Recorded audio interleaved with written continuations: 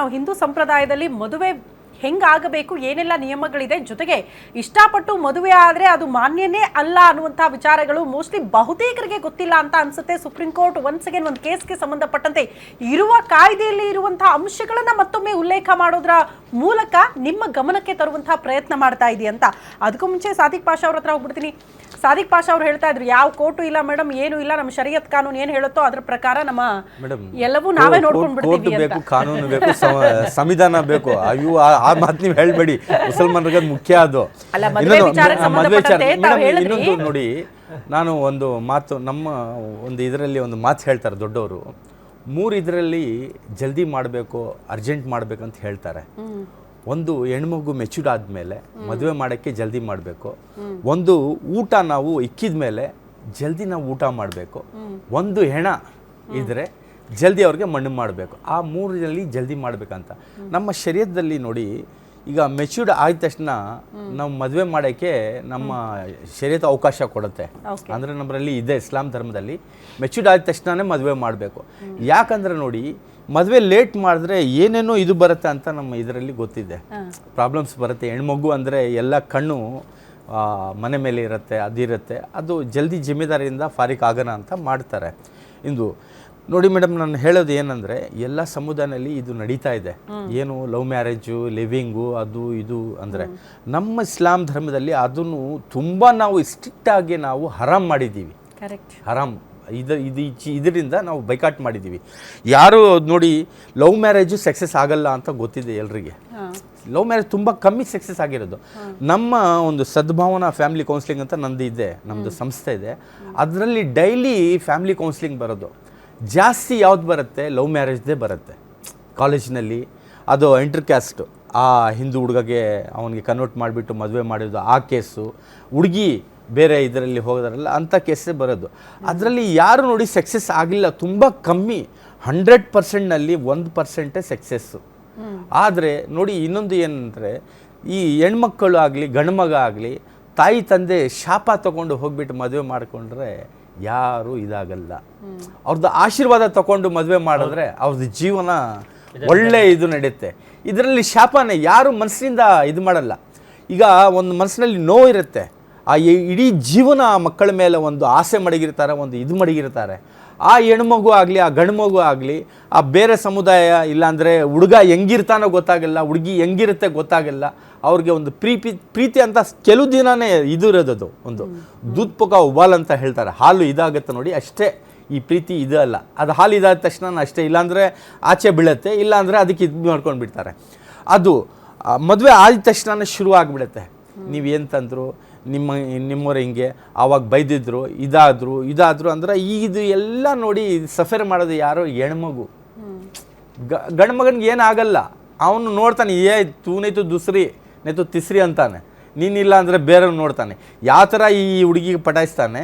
ಏನನ್ನ ಒಂದು ಪ್ರಾಬ್ಲಮ್ ಬಂದರೆ ಆ ಹುಡುಗಿ ಏನನ್ನ ಅವರ ಅಧಿಕಾರ, ನನ್ನ ಜೀವನ ಇದು ಮಾಡಿ ಕೇಳಿದ್ರೆ ಏನಾಗುತ್ತೆ ಹೇಳಿ, ಏನಾಗುತ್ತೆ ಹೇಳಿ, ಆ ಹುಡುಗಿಗೆ ಅವ್ನು ನೋಡ್ತಾನೆ, ಬೇರೆ ಕಡೆ ನೋಡ್ತಾನೆ, ಅವನು ಬಾಯಿ ಹಾಕಿ ನೋಡ್ತಾನೆ.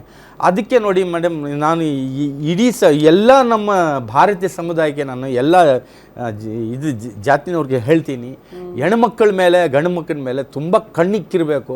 ಈ ಮದುವೆ ಒಂದು ಜೀವನದಲ್ಲಿ ಒಂದೇ ಸಾಲಿ ಆಗೋದು ಮದುವೆ, ಅದು ಅದರಲ್ಲಿ ಎಲ್ರದ್ದು ಆಶೀರ್ವಾದ ಇರಬೇಕು. ಹೆಣ್ಮಗು ಏನು ಮಾಡ್ತಾ ಇದ್ದ ಅವ್ರ ಮೇಲೆ ಕಣ್ಣು ಮಡಗಬೇಕು, ಗಂಡು ಮಗ ಏನು ಮಾಡ್ತಾ ಇದ್ದಾನೆ, ಯಾರ ಹತ್ರ ಇದು ಮಾಡ್ತಾನಲ್ಲ, ಇದು ಮದುವೆನಲ್ಲಿ ನೋಡಿ ಪ್ಯೂರಾಗೆ ಪ್ರೀತಿ ತೋರಿಸಿ ಆವಾಗೆ ಮಾಡಬೇಕು. ಬಿಟ್ಬಿಟ್ರೆ ಏನಂದರೆ ಈ ಕಾಡಿ ಜಾನುವಾರುಗಳ ಥರ ಆಗಿಬಿಡುತ್ತಾರೆ, ಹೋಗ್ತಾರೆ. ಅವರು ಇದಿರುತ್ತೆ, ಜೋಶ್ ಇರುತ್ತೆ, ಕೋರ್ಟ್ ಮ್ಯಾರೇಜ್ ಮಾಡ್ಕೊಂಡೋದು, ಒಂದು 10-15 ಸಾವಿರ ಕೊಟ್ಬಿಡೋದು, ಅಲ್ಲಿ ಒಂದು 40 ಡೇಸ್ ಮುಂಚೆ ಅಲ್ಲಿ ಫೋಟೋ ಹಾಕ್ಬಿಡೋದು, ಅದು ಆಗೋದು, ಆದಿದ ಮೇಲೆ ಜೀವನ ಮಾಡ್ತದೆ. ಅದಿಲ್ಲ. ನಮ್ಮ ಮುಸಲ್ಮಾನಲ್ಲಿ ಹೆಂಗೆ ನಿಕಾ ಹಲಾಲಿದೆ, ಈ ಅಷ್ಟು ಈಸಿ ಬಂದು ಇದು ನಾವು ಸಾಲ್ವ್ ಮಾಡ್ಕೋಬೇಕು. ಯಾಕಂದರೆ ನಮ್ಮಲ್ಲಿ ಈಸಿ ಮಡಗಿದ್ದಾರೆ ಈ ಫ್ಯಾಮಿಲಿ ಕೌನ್ಸಿಲಿಂಗ್ನಲ್ಲಿ.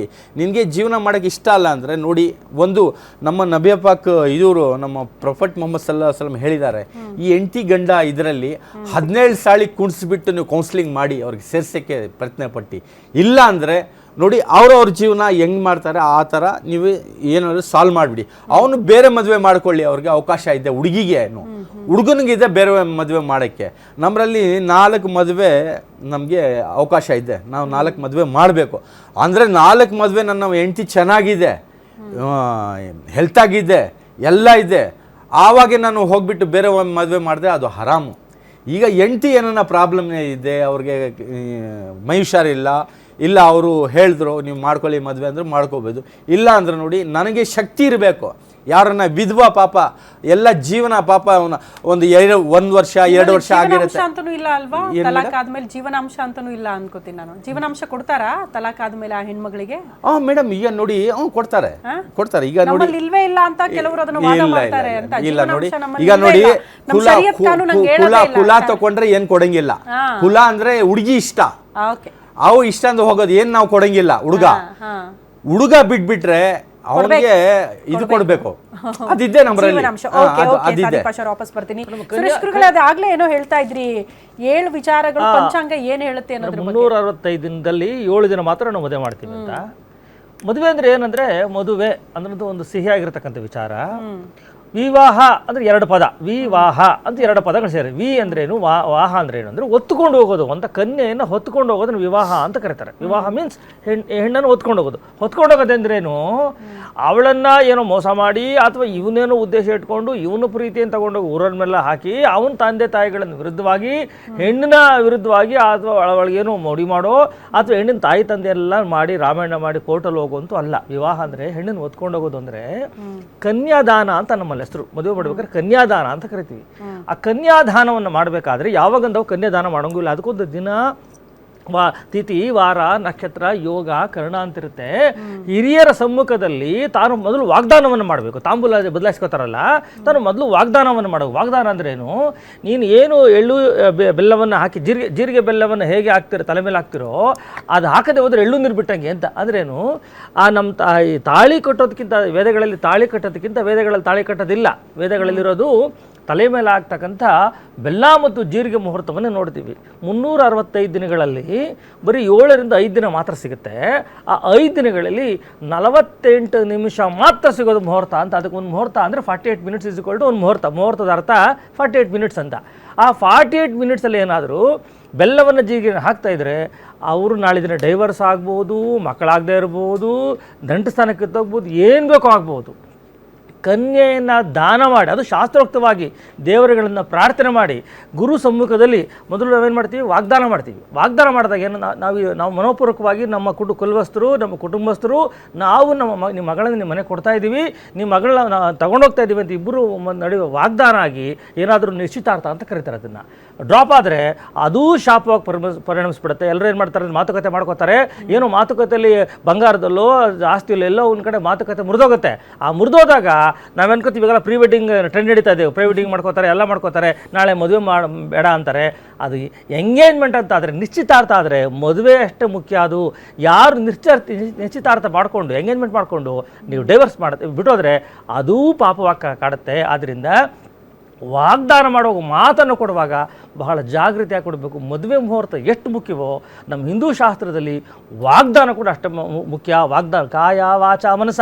ನೀನು ವಾಗ್ದಾನ ಮಾಡಿಬಿಟ್ಟು ನೀನು ಮದುವೆ ಆಯ್ತೀನಿ ಅಂತ ಹೇಳ್ಬಿಟ್ಟು ಮದುವೆ ಮಾಡ್ಕೋತೀನಿ, ಹೆಣ್ಣು ಕೊಡ್ತೀನಿ ಅಂತ ಹೇಳಿ ಕೊಡದೆ ಹೋದರೆ ಇವ್ರಿಗೂ ಪಾಪ, ಅವರು ಮಾಡ್ಕೋತೀವಿ ಅಂತೇಳಿ ಮಾಡ್ಕೊಂಡ್ರೆ ಅವ್ರಿಗೂ ಪಾಪವಾಗಿ ಮಾಡುತ್ತೆ. ಇವತ್ತೇನಾದರೂ ನಿಮ್ಮ ಮಕ್ಕಳು ಏನಾದರೂ ಕಳ್ಳರಾಗೋ, ತುಂಟರಾಗೋ, ಅಯೋಗ್ಯರಾಗೋ, ಷಂಡ್ರಾಗೋ, ಅನಾರೋಗ್ಯದಲ್ಲಿ ನಿಮ್ಮ ಕುಟುಂಬ ಹಾಳಾಗಿದ್ದರೆ ಅದಕ್ಕೆ ಇದೇ ಕಾರಣ. ಇದೇ ಕಾರಣ. ವಿವಾಹದಲ್ಲಿ 16 ಸಂಸ್ಕಾರಗಳಲ್ಲಿ ವಿವಾಹ ಸಂಸ್ಕಾರ ಅತಿ ಉನ್ನತವಾಗಿರ್ತಕ್ಕಂಥದ್ದು. ಎಲ್ಲಿಂದ? ಮೊದಲು ಹೆಣ್ಣು ಗಂಡು ನೋಡುವುದ ಮೊದಲ ನೋಟದಿಂದ ಹಿಡಿದು ಅವರು ನಿಶ್ಚಯಕ್ಕಾಗಿ ಮೊದಲ ರಾತ್ರಿ ತನಕ ಮುಹೂರ್ತಗಳಿರ್ತವೆ. ಸೀಮಂತ ಆಗಿರ್ಬೋದು, ನಾಮಕರಣ ಆಗಿರ್ಬೋದು, ಎಲ್ಲವೂ ಸೇರ್ಕೊಂಡು ಬಿಟ್ಟರೆ ಬೇಕಾಗಿರ್ತಕ್ಕಂಥದ್ದು ಮದುವೆ ಅಂತಕ್ಕಂಥದ್ದು ಬಹಳ ವಂಶ ಉದ್ಧಾರ ಆಗ್ತಕ್ಕಂಥದ್ದು.